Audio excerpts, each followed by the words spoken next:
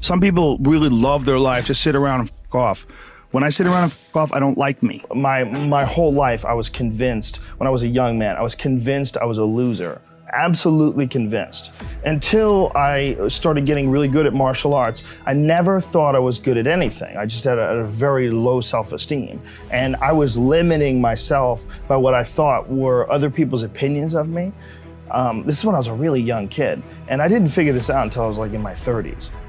But I think that you absolutely can be limited by your perceptions of someone's definitions of you. But you can break through that stuff.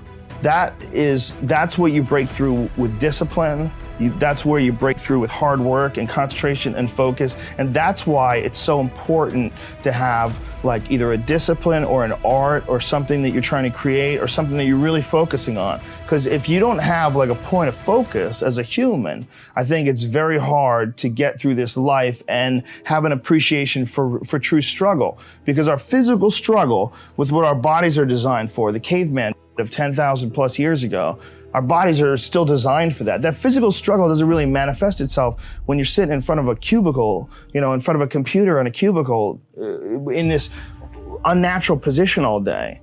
I think the whole situation is very confusing for the human body. And we don't get the tests that we need in order to have what you would call personal sovereignty. So you gotta impose those tests on yourself. Your life would feel better and richer if you had a goal, you chase that goal, you accomplish some things, you would get this boost of confidence, you'd get this boost of self-esteem, like whatever it is that you're into doing. Maybe you're into drawing comic books, maybe you're into making pottery or sculptures, but find whatever the that is and pursue that instead of doing nothing. Like the people that are doing nothing, doing something might be as simple as like that Alex Honnold guy. He just climbs rocks, but he's world-class rock climber. It's something. You don't truly appreciate relaxation unless you've worked hard. And that is the yin and the yang of life. And I've said this to the point of people getting sick of it, but one of the worst decisions a man can make, I can only speak for men, obviously, is to be comfortable. I don't think you should try to be comfortable. I think what you should try to do is try to earn comfort. And if you can get a day off where you've worked hard and you've accomplished goals, that day off will be so sweet. When I work hard and I sit in front of the TV, I enjoy the shit out of it. I put my feet up, I have a nice drink, I enjoy my free time. I'm more of a workaholic than I should be, probably. If the balance was, I probably should relax more than I do, but I never feel like I earned it. But that's part of the reason why when I do feel like I earned it, I can enjoy it. It's because I am more connected to the idea that I need to accomplish things and it's not like for anybody else's benefit other than my own or anybody else's approval other than my own. When I have a task, whether it's today I'm going to write 1,000 words, or 2,000 or whatever the number is. If I don't do that, I write things down. Like I'll write down a list of things that get accomplished that day. And if I don't accomplish that, I'll get sick. Like it'll drive me crazy. If I can't fill out that list, that drives me nuts, but that's what led me to be a championship level martial artist. That's what led me to achieve it's the reinforcement of those goals, like understanding that you can achieve those goals. It's going to be difficult. You're going to push through the difficulty, and then you're going to understand what difficulty truly is and how much of it is just mental, how much of it is just in your mind, this adversity to difficult task or to struggle. And a lot of people have that. They're scared. They're scared of complications. They're scared of failure. Failure is a big one that people are afraid of, but failure is one of the most important things you could ever have as far as like the motivation to do things differently. One of the reasons why I think that I'm good at friendships and relationships is because I've failed at them in the past. One of the things that I'm good at comedy is because I've bombed on stage. One of the reasons why I'm good at work is because I've been a shitty worker in the past, and I know the feeling of failure, the feeling of shame, of being like a weak, non-motivated, lazy person. It's a weak feeling. You don't respect yourself. And I have this phrase that I use all the time to people to try to motivate people. I say that be the hero in your own movie. Pretend that if your life was a movie and your life started now, what would the hero do? What would the person that you respect do? What would the person that you admire, person that inspires you, what would they do? Well, do that. And if you do that, you slowly build momentum. You like, today I did what I wanted to do. Today I started a class in yoga. I did this. I did all these things that I was saying I wasn't going to do. And now I feel momentum. And momentum is a very important point in people's lives. That's why some folks don't like to take days off, because they feel like they're losing momentum and they sort of have to restart the wheel up again after a vacation. Before I was successful, I realized it was stupid. Long before, because when I was like an amateur, I would see guys that were killing, and I'd be like, him, like, why is he doing good? Like, that guy sucks, and this guy sucks, and you know, how come he got this and he got that? And then I remember thinking, like, this is a gigantic waste of time. And I got into comedy because I'm a fan of comedy. And my concentrating on people that suck or being jealous about people that are doing well does me zero good. But instead, if someone does well, I can be inspired. And I can get fired up by it. I mean, I figured this out in my early 20s. I was like, okay, this is I have a poor way of looking at it, because it's a martial arts thing. Because in martial arts, like, you can't be jealous of someone else's ability. You have to realize you might have to fight them someday. So by realizing that they're really good, you're forced to be objective about it. And you have to go to work. Like, you have to go, that guy's better than me. I got to get better. And you have to go to work. Right. There's no positive benefit in underestimating someone. The one thing that discipline definitely does help you with is it helps you get things done.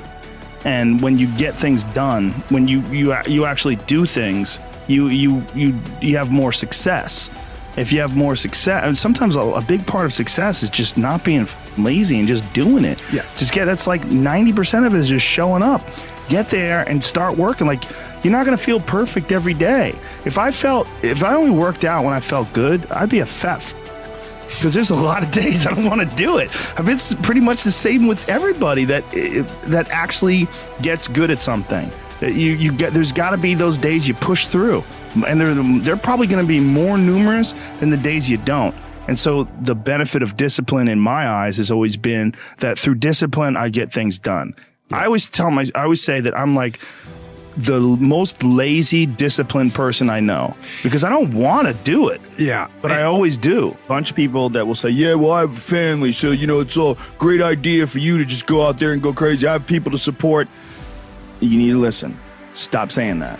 Stop saying any of those things. Every single person who has ever done anything worthwhile or exceptional or difficult or extraordinary, anyone, whether it's great artists or authors or mathematicians or whatever it is, everyone encounters difficulties. There is no easy road. It does not exist. It is impossible.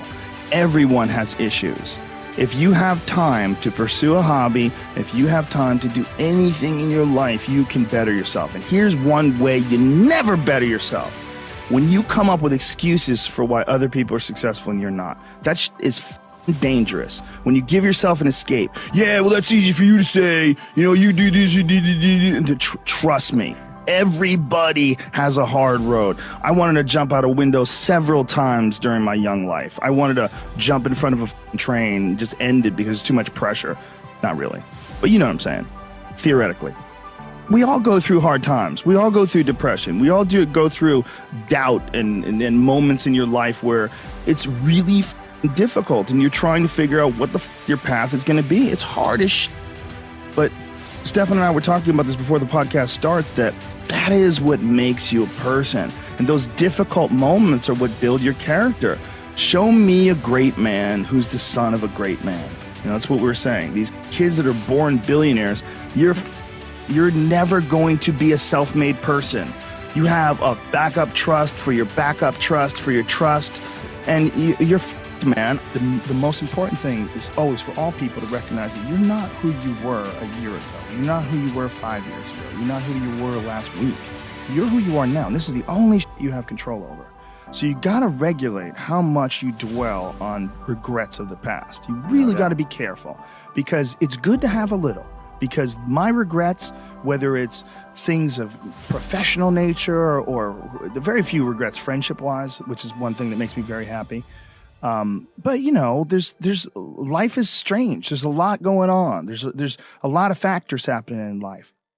But for sure, who I am now wouldn't have ever happened if I didn't fuck up.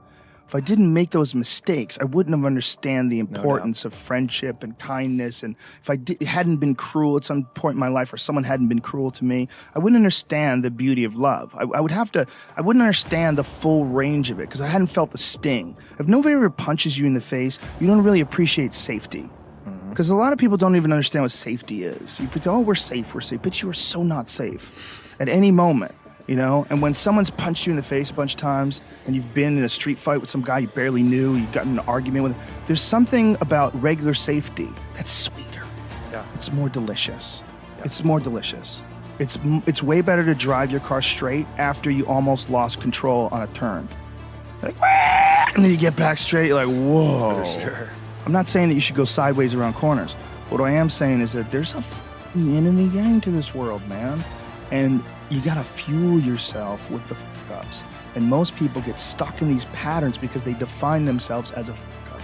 Or they define themselves as a person who doesn't follow through on their ideas. Or a person who doesn't pursue their real interests and loves. You define yourself by that. Well, you know, I guess I start things and I quit. No, you don't. No, you have started things and you quit. And it gives you a horrible sense of regret that's made you define yourself by that. You don't have to do that. You don't have to do that.